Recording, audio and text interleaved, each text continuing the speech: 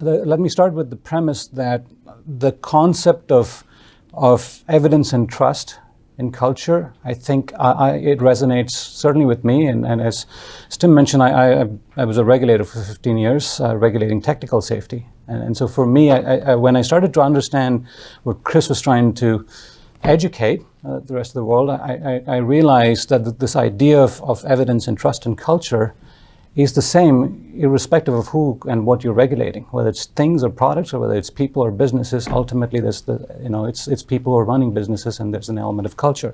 So if we go on the basis that you need evidence to trust culture, that somebody's doing the right thing, what are the basic fundamental questions you want to ask? You want to ask, really, what do you mean by the right thing? So this is very interesting about the regulatory creep.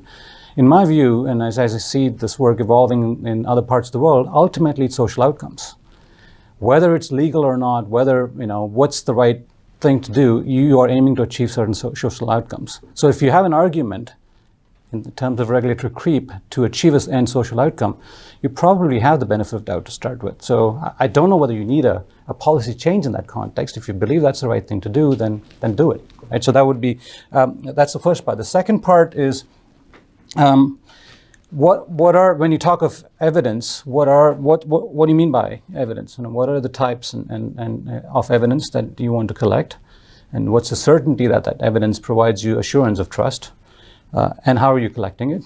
Who's collecting it, and how are you going to use it? So that's the other question to ask. How do you measure culture? And Chris talked about the measurement part. And lastly, how do you respond? How do you respond to the evidence you've got and the information on culture of an organization? How do you respond proportionately and fairly and in a manner where you're achieving the social outcomes? So again, and when you start thinking about that, then you move away from this idea that deterrence and enforcement is the only way to do it, because you want to incent people to do the right thing, and yes, you want to penalize the people who deliberately want to do the wrong thing. So you want to have the spectrum. So I think if you accept those as the fundamental premises as to why we exist, and it's not a new idea, it's not a new concept, it's existed forever. Then you start asking, so how do I do it now? And what I'm going to talk about, and this is how I'm trying to weave this in, and I may succeed, I may not, you can tell me at the end, is I want to speak to what are the challenges that regulators are facing today, and I'm trying to give a global perspective, but I think some of these will resonate with you. Already some of the questions that you asked do seem to relate to this. So how are they dealing with it, and what are the responses? How are you institutionalizing some of these ideas of building evidence and establishing trust and measuring culture and responding effectively? So what are the different approaches? So that's essentially what I'm going to try and talk about. A lot of the work that I've been doing in this space is funded through activities that the World Bank and the OECD have done. So therefore, the material is public, and happy to make connections as to where you can find them. So I'll parse my presentation into two parts, and what are the challenges and what are the responses. From a challenge standpoint, I essentially see it in two forms. One is there's an external challenge to a regulator, and there's an internal challenge to a regulator. And if you look at the external challenge, essentially most of the literature now captures it into 3 or 4 categories. One is a pacing problem, that things are moving so much faster than what you as a regulator can handle. Whether it's the changing business model, it's the quantum of activity that is taking place. I'm not sure if in your industry you're seeing more people declaring bankruptcy or insolvency. So there's a very dynamic market that's occurring. Business models is disruptive, as Scott you mentioned about how people are getting more creative for the right or the wrong reasons in terms of how they're disrupting the practices. And some of these business models, if you start thinking about other areas like food and healthcare and transportation and energy, they're cross-jurisdictional. So it's no longer limited to one local regional area. It's essentially global. So if you think of food supply chain, as a regulator in Queensland, you can't ignore what's happening in Vietnam, or you can't ignore what's happening in China, because that's going to impact your food supply in the state here. So there are disruptive business models, which means you have to start thinking much bigger as far as what your way of collecting evidence and understanding culture and responding to these scenarios could be. Third is our fundamental socio-ethical challenges, behavioral challenges, which can magnify themselves into large societal problems. Whether it's the future of work and technology taking over. I don't know whether you have bots now handling insolvency. It might happen very soon. I know you're probably getting advice from a machine in terms of how you address your financial situation. That's probably not too far from reality. So it's impacting future of work. There's migrational issues. So you might actually see cultural elements creep into how people's behaviors are around financial practices. And of course, if you look at other sectors like Uberization, that's an incredibly disruptive approach. And lastly, you are in some sectors for sure you're seeing business models which the natural tendency to create monopolize, and Google and Facebook and examples of those where there's an objective, very clear corporate objective to try and monopolize businesses. So particularly in the technology and electronic field. So these are largely the external factors that are hitting you. And I don't think any regulator today in any sector can escape any one of these externalities that you have to deal with. I'd be surprised if you say yes. What I'm interested in, what I've been working on mostly over the last 20 years and more specifically in the last 2 years are issues that are facing regulators internally. Because ultimately, whatever be the externality, you are being tasked to deliver better outcomes. And you're not necessarily given more resources, you're not necessarily given more powers, you're basically being told, deal with it, right? So what are the issues?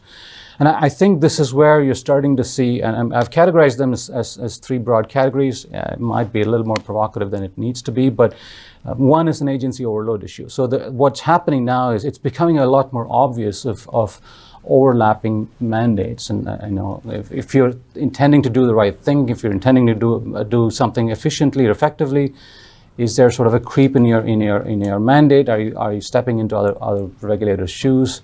And there's several examples of these overlapping mandates.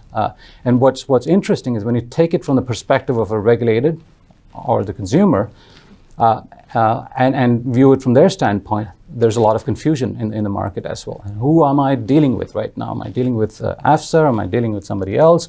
Or am I dealing with both of you? Or what is your role, etc.? There are conflicting requirements. Again, if you draw a line in the sand in terms of where your mandate ends, which in many cases is artificial, you might be sending a very conflicting message to another regulator. There are misalignments with business models. So the regulators are completely disconnected with how the businesses are currently operating, which becomes a bigger challenge. Territorialism, I think this is a factor that affects Australia as much as it does affect Canada, and it does the UK, where you have mandates that across the different levels of government, national, subnational, and municipal governments, and because you've created these mandates, you've created institutions, and you've created institutional insecurities, and there's basically trying to protect your territory in terms of where and what you want to do. So that's the issue.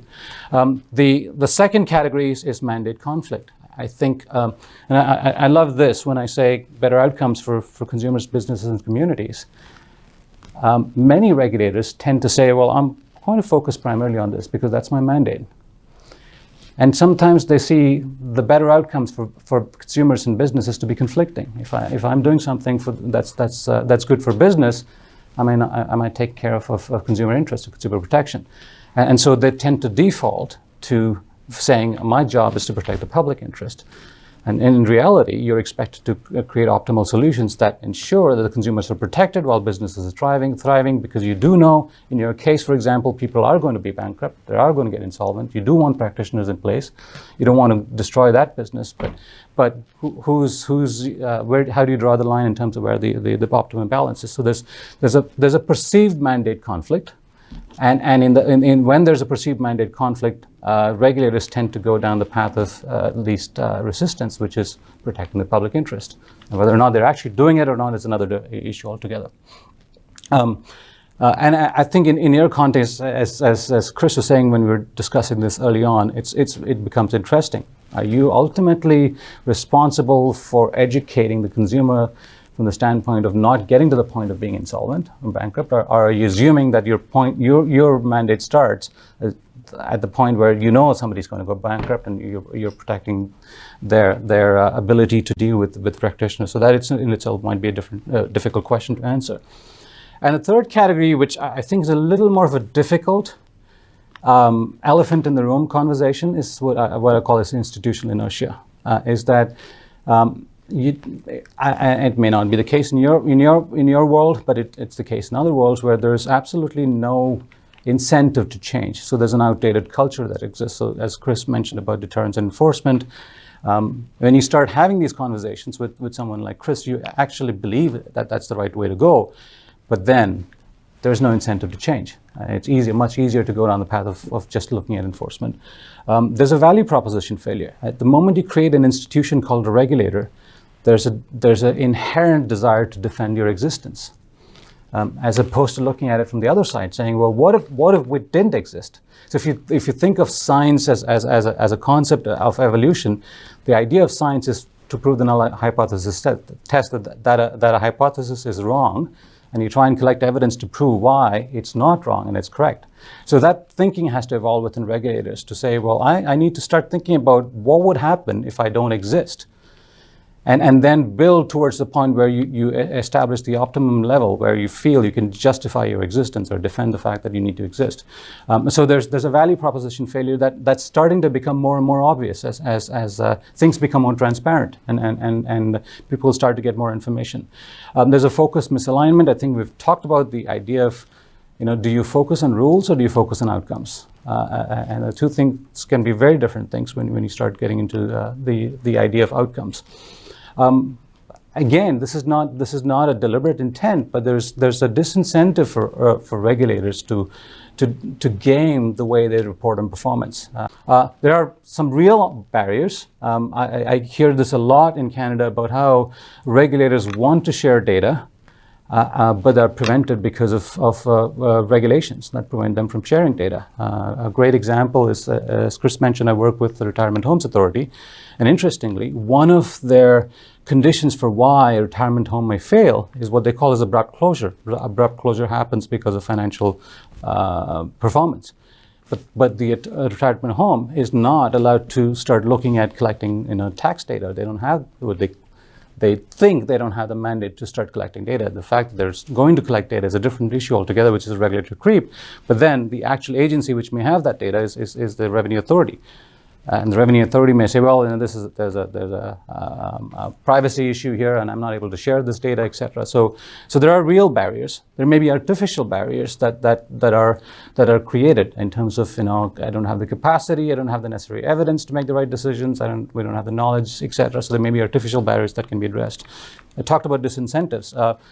In many cases, the agencies and agency professionals are incented to do the wrong thing and do more activity. You get incented. Is doing more activity the right thing? Doing more inspections, in some cases, are rewarded. Do more inspections. You set targets. Typically, I think driving offenses are a great example where people have monthly targets of how many tickets are being issued. Right. So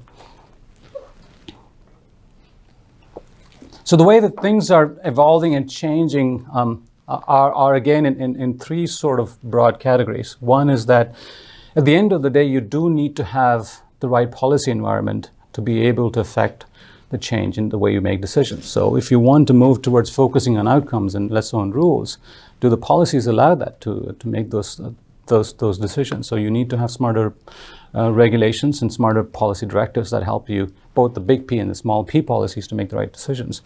Do you have the right governance models to make the decisions? How much responsibility do you have versus somebody else in that supply chain? I'm using supply chain in a very broad context here, and I'm sure it applies to you, that there's a series of actions and series of stakeholders who play a role directly or indirectly within your system. And do you have the right mechanisms in place? Are there right governance frameworks that you want to utilize? In many cases, regulators unintentionally tend to take the burden of responsibility on themselves to protect the entire system, when in reality they have absolutely no effect in majority of the system. And third, which is I think the most interesting and most exciting part, is how technology is becoming a huge enabler for regulators to be able to have a general view of the overall system and use that information to make effective decisions, which is a lot of the time where I spend my focus on, is looking at leveraging technology. So I think in terms of policy making, most of the progressive regulators, most of the progressive governments are moving towards performance outcome-based regulations. One piece that they're not doing really well is actually defining what the expected outcomes are. They're leaving it up to the regulator, they're leaving it up to the jurisdictions to make those choices, and generally speaking, no one wants to go down that path. I mean, if you think of a risk-based regulation, what's acceptable level of risk? What's the risk appetite? So those are things that are still gaps in the way you want to address this. But if you start thinking about approaching it from a principle standpoint, as Chris mentioned, look at aspects like fairness and proportionality, you will be able to resolve some of those issues. But performance, risk, or outcome-based regulations is the way to go. I'll skip the other regulatory approaches for now in terms of regulations, but I'll get into the small p part and specifically advocate for a new guideline that Canada has established, and it's worth looking at because there's nothing existing today. Canada Underwriters Laboratories have created a public risk guideline, UL 2984. I'll remember to try and send the link to you, Tim. But essentially, what this guideline does is provide guidance to regulators to start applying risk and principles-based approaches to administering their mandate. It's structured into three broad sections. One, it talks about foundational principles. How many of you are familiar with the OECD compliance and enforcement guidelines? So it very much is aligned, the foundational principles are very aligned with the OECD guidelines. But the OECD guidelines are very broad. So this gets into a little more details as to what fairness means and what proportionality means and what transparency means and what independence means, etc. The 9 or 10 different principles that the OECD lays out, this guideline illustrates. The other important contribution that this guideline makes is to help you define the broad, the guideline calls it public risk, but essentially outcomes. How do you understand what public risk means? So it talks about the distinction between public harm and public good, and what you need to do as a regulator to understand the ways and the pathways by which a particular system or a source, a risk source, or in this case a set of practitioners, can either cause harm or can cause public good. And ultimately, your mandate is to ensure that the public good is maximized and the public harm is reduced. So this actually creates, so in that context, there's two things it does. It provides you the definitional context, so you understand what public good and public harm and the pathways mean.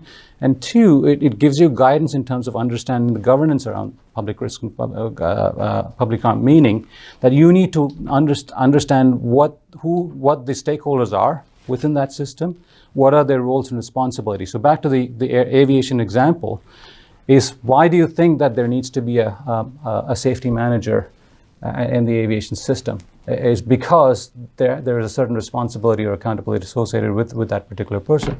When you start breaking down the pathway approach or systems-wide approach to understanding public harm and public good, you start identifying stakeholders within the system, what their roles are and what their accountabilities are. That's the one part. The second part is it also provides you guidance in terms of what types of evidence now do you need to collect. So if you know what the pathways are to achieving harm or good, what are the piece of evidence that you need to collect, and where do you collect it, and how do you collect it? So in some cases, you may not be the collector of the data. Somebody else might be having much better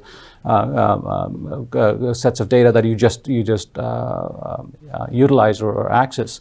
Or in some cases, you might feel that there's a gap, that you don't have enough information to collect. So it works really well, for example, in value chains and supply chains. If you know that the majority of certain product is being imported in the country, And you also have records of evidence to suggest that the problem lies, in the manufacturer stage. Maybe that's the best way, that's the best place to apply resources. When you start thinking about risk-based resource allocation, this particular approach really helps. So I certainly urge people to take a look at this guideline and apply it. From a delivery standpoint, I'd actually shift these bullets upside down. So I'd start with the risk-based regulatory oversight because I know that's of interest specifically to you. The point I want to make here is that if you go back to the premise of what Chris mentioned of building evidence on trusting culture of organization, you essentially move down the path of market segmentation. So you want to segment the market on the basis of risk and evidence to suggest here's good players, here's players that might need help, and here's players that are bad. Right? So and then you basically try and target the most effective, appropriate resources to those segmented markets. That you do want to incent the good players to keep doing what they're doing, while you focus, education and advisory and support services to the people in the middle, and then target the ones at the end. So that's where you use a spectrum of tools that are available. So within that context of market segmentation, some creative ideas are emerging. So for example, agencies believe that they may not be adequately resourced to doing the right thing. So they partner with other agencies who may have better mandates, better powers, better tools to undertake some of the activities. So integrated joint inspection programs is becoming a concept that you shouldn't be afraid of considering. And I don't know how it works. And in some cases, the agencies just have MOUs to say, okay, you take care of this, or I'll take care of this. You deal with the prosecution side, I'll deal with the education side, etc. And the other creative idea is third-party governance. And third-party governance can have a whole range of ways of doing it. I'm not going to get into details, but EBR and EBP is essentially a third-party governance where you're allowing for businesses to operate using a self-assurance approach, and their mandate might be that they provide you the evidence. Say, okay, we're doing the right thing. So if you think of a market segmented approach, good players might just say, we're going to leave you alone. You do what you're doing, just provide us the evidence periodically that said that you're doing the right thing. So it's almost, it's a third party sort of fun. Technology, phenomenal, what it can do. Again, another topic for another day that I can spend a long time on, but certainly look at leveraging technology. So one area where I would certainly think that it has applicability to you is when you start thinking about this pathway approach or systems approach, then you obviously will start thinking about different types of evidence. So, because you're looking at things that you may not have traditionally looked at, you're looking at data that might be different. So you might start collecting really vast amounts of data, or somebody else might be collecting vast amounts of data. How can you leverage technology like machine learning to help you understand patterns of behavior? For example, patterns of behavior within individuals who might end up in situations where they're declaring bankruptcy, or patterns of behavior with respect to practitioners in terms of how they're approaching this. So once you start getting creative about your sources and types of data, technology becomes a really good tool to be able to apply and understand patterns of behavior. I don't know how much of real-time monitoring in your context will apply. Maybe it does if you start getting bots as advisors in the future, right? So there's an interesting trend that's happening. So right now, a majority of the technology-based applications are concentrated in 2 or 3 countries, like the UK, US, and Canada, and parts of Europe. Australia and New Zealand have a little bit. But I'm seeing a significant appetite for and a desire amongst the developing economies to leapfrog. So this chart is going to change in 5 years. Significantly. So you're going to see Africa and Asia completely taking over this chart because there's a lot more appetite, there's a lot more desire to change. The desire to change within the OECD countries is still there's still a lot of denial to the fact that these changes are happening. So my recommendation would be for regulators to consider technology as a lifeline as opposed to it being a curse. And that you start looking at embracing how you can leverage technology. And when you start thinking about that, you start thinking about what role you want to play. And if you're not the owner of the data, can you incent businesses to provide data? Can you incent them to to share some of the information that might benefit you in terms of how you operate. So there needs to be a significant culture shift if you want to move towards outcome-based. It's not a sugar-coated approach. It has to be a complete culture shift if you want to move from rules-based regulatory approaches to outcome-based, and that's a task that needs to be undertaken. Think about not wanting to do this on your own, because it's not going to happen. You need to build partnerships. You absolutely need to look at, as Chris mentioned, look at your regulated sector as your partner. If you don't start treating them as your equal partner, then you're going to fail in this process. And there are other partners like academics who can certainly help in trying to facilitate these conversations in many cases. Don't get too excited by some of the innovation that's happening too. So be wary of what's going on. And people start talking about blockchain as a reliable tool for traceability, even in your context. But really, is blockchain the most applicable tool? Is it the most effective tool in your case? So start thinking about building capacity internally to understand what innovation means to you and what innovation means to the sector, and what's fit for purpose. I'm a strong believer of risk. I've been practicing risk-based decision making for the last 20 years, and I can't think any other way. I think that's the right way to go, and I know you are going down that path. Some of the institutional inertia aspects can be addressed through capacity building and change management. I won't spend time on that. I'm sure you have enough resources and thinking around building trust internally, building trust externally. One of the biggest challenges of change I've noticed in the two agencies that I worked for is bringing about change internally. How do you give the confidence and security to an inspector to say he or she is not losing their job immediately, but at the same time sometimes there's going to be change in the future of work. So how do you deal with some of those changes? So that's an important thing to keep in mind. Last slide.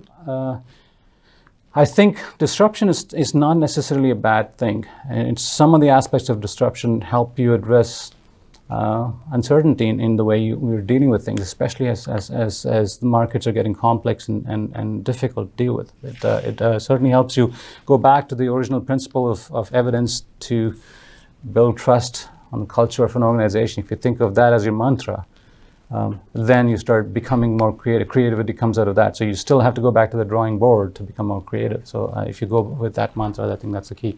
I talked about how the world is changing.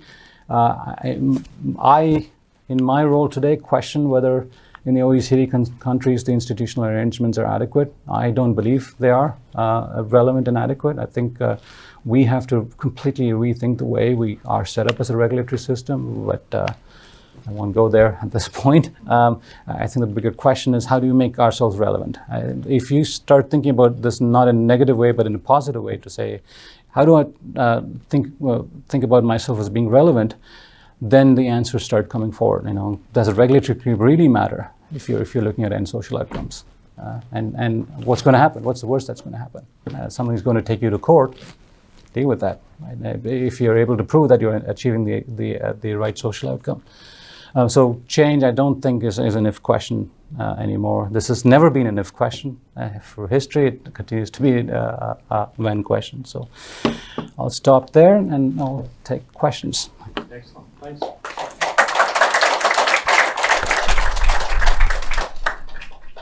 Yeah, I might just kick off again, Srikanth, because I think, and part of the reason, I just found that presentation yesterday very quite powerful and quite confronting. But I thought it was also important because, about relevancy. And so the question about what would happen if we didn't exist. So it really goes to our vision as up there on the board. It's about outcomes. Yeah. So in the past, and I think we are making a really good shift towards being outcomes-based. I think, but the threat, is always there that we just go on and we say, you're compliant with the rules. And then we come back to the office again. But how have we influenced positive change? So I think it's really important for us all to stop and think about that, about what would happen if we didn't exist. And as confronting as that might be, that we do take time, that we're always making sure we are relevant. Now I'm just trying to turn that comment into a question, but I'm struggling, Srikanth. So Anyway, we might just, I'll take it as a comment then.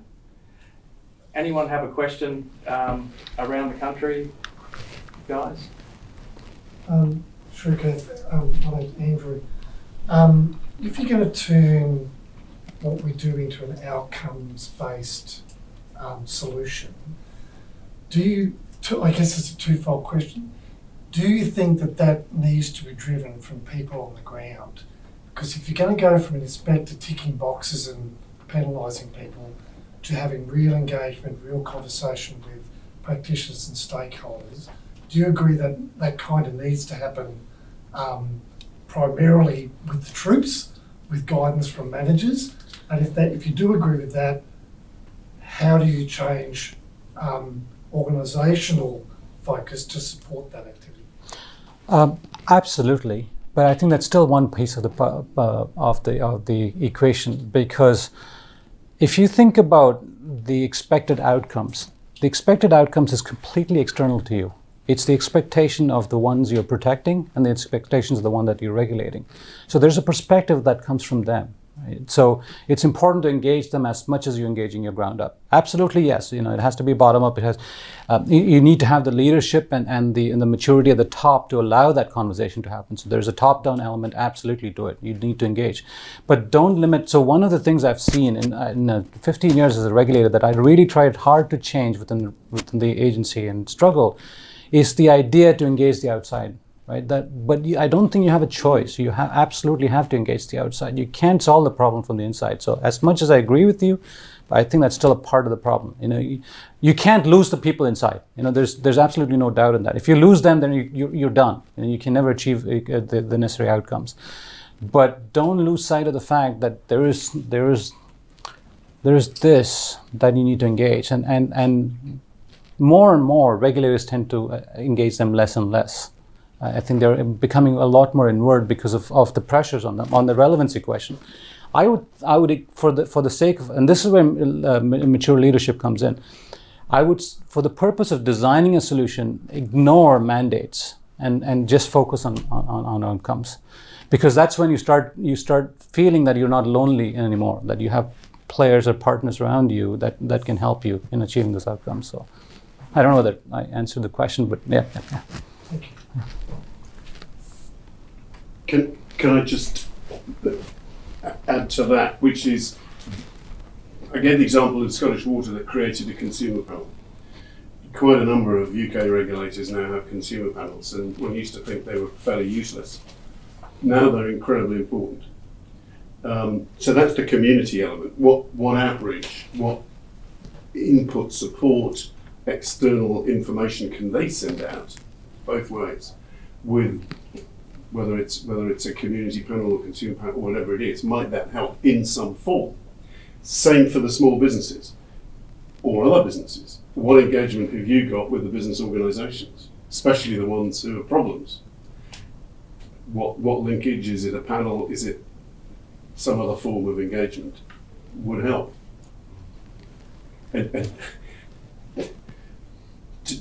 I remember years ago being taught by advising companies when something ghastly happened. Your best advocates are not you. They're an independent, respected person. So they help you. But actually, that's only a crisis management issue. There are the functions of helping you, supporting you, but also information going outwards all the time. I thought, yeah, and just going on from that, I thought the other message, Srikanth, about consistency of message across regulators. I think during the conference you mentioned the example of 16 regulators on one building. Yeah. So, like you mentioned, Zambian water. Yeah. And so we work very closely with ASIC. We have a common regulated population. So I think your idea about joint inspections is something that, it's something we should give some thought to. And we work in very separate regimes under separate pieces of legislation. And Andrew Sellers would know there's been since the late 80s, there's been 8 different goes to trying to bring both regimes together at a policy level. But so yeah, I think that's, what was the example that you mentioned? Yeah, so the retirement home. I know the CEO of the Retirement Home Authority says, well, it's a building with seniors who expect quality of care and safety. there are 16 regulators that go and inspect the building. From the perspective of the building owner or the person resident, all they care about is, am I safe? Am I doing the right thing? And why do I have to deal with 16 regulators? Or why do I care that there's 16 regulators? But if the 16 regulators can collectively put their heads and say, what is the expected outcomes on the part of the resident? And what are the expected outcomes on the part of the business? Because they have to operate. So the regulation itself is pretty progressive, where it forces the regulator to not have retirement homes close. So their objective is to keep retirement homes open, which is phenomenally different thinking, right? So as a regulator, your first tendency is, when can I shut this guy down? I mean, I know that, I'm being exaggerating it, but your tendency is always to think about, but the regulation actually says you can't, your job is to ensure that the retirement home's open, because seniors expect you to, because they need a place to stay. So the perspective completely changes. So then you start, wondering why there are 16 regulators, which is the broader question I have. I don't believe that you need 16 regulators. But then if you accept that, then there needs to be a conversation amongst those regulators to say, what are the end outcomes? And can I give up some of mine, because mine really doesn't matter in the overall scheme of things, and you take over because you're more important. So I think that's a difficult but important conversation to have. The other thing I take out of it is that in Adelaide we have a client experience team now, and they're doing a lot of good work because it puts the client in the centre. You think, what is the better outcome for them? In line with our vision. Yeah. So it's like, you start with them, Yeah. work backwards. Yeah, it's interesting. So the public risk guideline actually tackles this, in my view, in a remarkable way. Not because I was part of it, but I think the thing it says is that we have a responsibility to manage risk on behalf of others as regulators, and that's a fundamental different way of thinking. So you don't care about risks to you, because you won't exist if you're not managing risks on behalf of others. So when you start thinking of managing risks on behalf of others, you have to design processes and systems that are focused on that. So your mandate is to protect the public, even if it means it might make you non-existent. Well, that's sort of the idealistic world that we may never get to, but that's the objective of a regulator. That your survival is not as important as your mandate. Your mandate is to protect somebody else because they're expecting you to. So it's very philosophical in that sense, but it really brings to reality as to what your objectives are and how you need to approach it. I would make a comment. I like Chris's discussion yesterday and today about how deterrence can be quite an abrasive word and get people in the wrong mindset. I see the same thing with risk. All regulation exists because there's a risk of someone getting killed, someone getting injured, someone getting ripped off. So when you talk about risks, there's risk aversion. When you talk about problems are intractable. But if you do swing the conversation to what are the outcomes I'm trying to achieve, Yep. and you take that whole of system approach, Yep. there'll always be work for regulators. Exactly right. A different regulator. Exactly right. Because risk is not a unidimensional problem. Risk is a multidimensional problem. You have public harm and public good. So as much as you have to reduce harm, your objective is to maximize public good, right? There's a reason why a retirement home exists.